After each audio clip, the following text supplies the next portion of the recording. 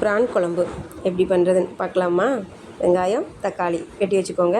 ஒரு மிக்ஸி ஜாரில் கொஞ்சோண்டு சின்ன வெங்காயம், இஞ்சி, பூண்டு போட்டு அரைச்சி வச்சுக்கோங்க. இஞ்சி பூண்டோட சின்ன வெங்காயம் போட்டு அரைச்சி பண்ணி பாருங்கள், சூப்பராக இருக்கும். எந்த நான்வெஜ் குழம்பாக இருந்தாலுமே. இப்போ அதே மிக்ஸி ஜாரில் தேங்காய், சின்ன சீரகம், பெருஞ்சீரகம், பட்டை, மிளகு இதையும் போட்டு பேஸ்ட்டாக நல்லா தேங்காய் பால் எடுக்கிற மாதிரி நல்லா அரைச்சி வச்சுக்கோங்க. இந்த ரெண்டையுமே ஃபஸ்ட்டு ரெடி பண்ணி ஒரு தனியாக ஓரமாக எடுத்து வச்சுக்கோங்க. இப்போது ஸ்டவ் ஆன் பண்ணிக்கோங்க. ஸ்டவ் ஆன் பண்ணிவிட்டு ஒரு கடாயில் எண்ணெய் விட்டுக்கோங்க.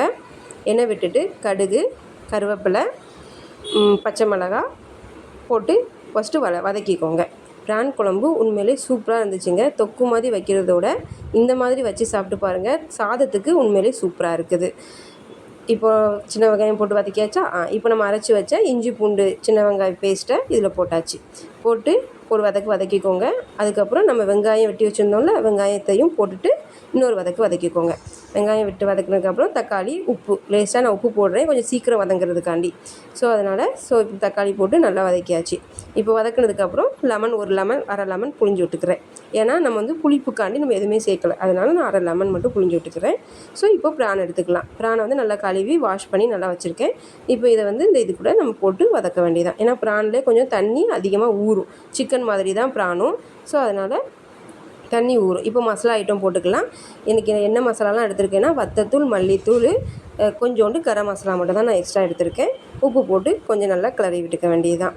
கரம் மசாலா மட்டும்தான் நான் ஆட் பண்ணியிருக்கேங்க. சூப்பராக இருந்துச்சு. அப்புறம் தேங்காய் பால் நம்ம ஆல்ரெடி அரைச்சி வச்சுருந்தோம்ல, பட்டை போட்டு அதை போட்டு இதில் ஊற்றிட வேண்டியதான்.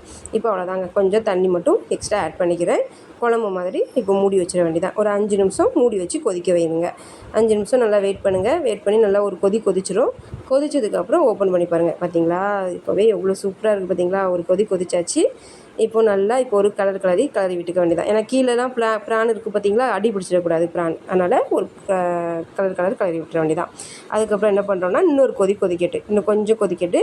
இந்த பார்த்தீங்களா எண்ணெய் பிரிஞ்சு வர்ற மாதிரி கொதிச்சுட்டு நல்லா எண்ணெய்லாம் பிரிஞ்சு வந்துருச்சு நம்மளுக்கு. இப்போ இந்த ஸ்டேஜில் நம்ம கொத்தமல்லி தலையை தூவி விட்டு ஸ்டவ் ஆஃப் பண்ணிட வேண்டியதான். அவ்வளோதாங்க. பிரான் குழம்பு சூப்பராக இருந்துச்சுங்க. சாதத்தில் ஊற்றி சாப்பிட்டா அருமையாக இருந்துச்சு. நீங்களும் ட்ரை பண்ணி பாருங்கள், சூப்பராக இருக்கும். எங்கள் வீட்டில் இன்றைக்கும் சூப்பராக இருக்குதுன்னு சொல்லி சாப்பிட்டாங்க. ட்ரை பண்ணி பார்த்துட்டு கமெண்ட் பண்ணுங்கள். பாய்.